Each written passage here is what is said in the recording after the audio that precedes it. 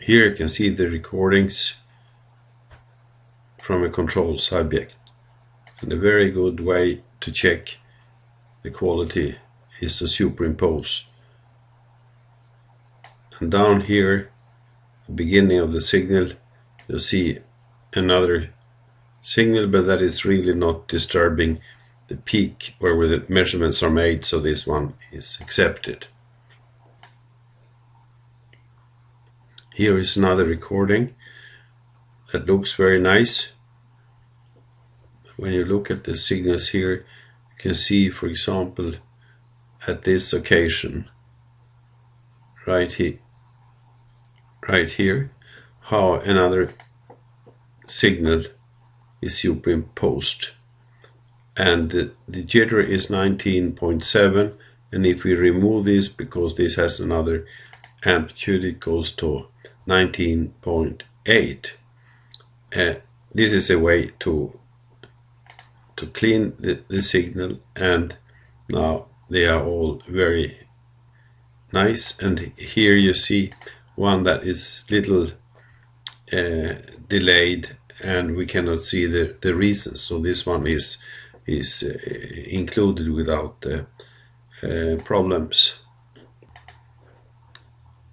This is an example where we have 4 peaks. The first one is too low, not accepted. The peaks number 2 and 3 are acceptable, and this one has a slow rising phase, and particularly a rounded peak. And you can look at the last signal that has not been accepted, and in this case you see how it is also not parallel lines, and it must be a disturbing signal in this part. And here you see a slight shoulder, so that one is therefore not accepted. This can be a questionable situation. Here is an example of questionable quality. There are 3 peaks, and it looks pretty good when we run it like this, but you see that there are traces with disturbances. And when we have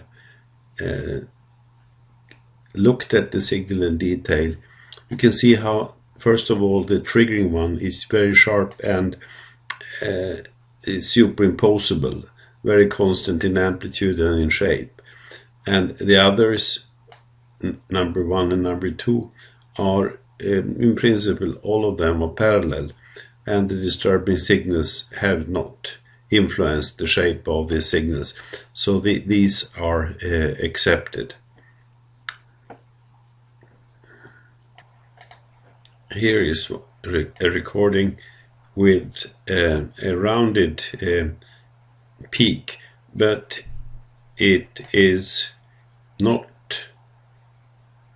bad enough for being cancelled by the computer system. So when we look at it, you see how the computer has accepted and found a peak. And so this is really a borderline case, but it is accepted. Here is another recording of low amplitude. This is again now of 50 microvolt per division, and this is 30 microvolt per division. And you see there is a noise in the signal, and when we now look at the signal of this low amplitude, it's really very easy to find situations where the signals are not parallel in their rise time, and the noise is really disturbing. Here one can see how the first signal really looks wavy and should not be really accepted. So low amplitude signals with a noisy background should not be accepted.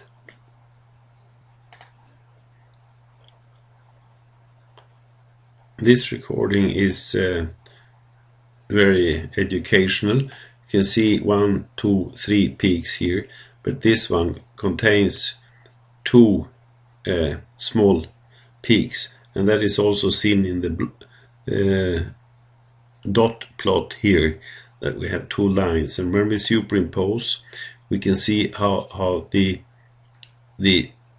detection is sometimes on the first peak, sometimes on the second, so it depends on which is the highest. And here's typical situation. Here you see it again. So this is can definitely not be used, although the computer has found some peaks, but they are definitely not Gaussian distributed.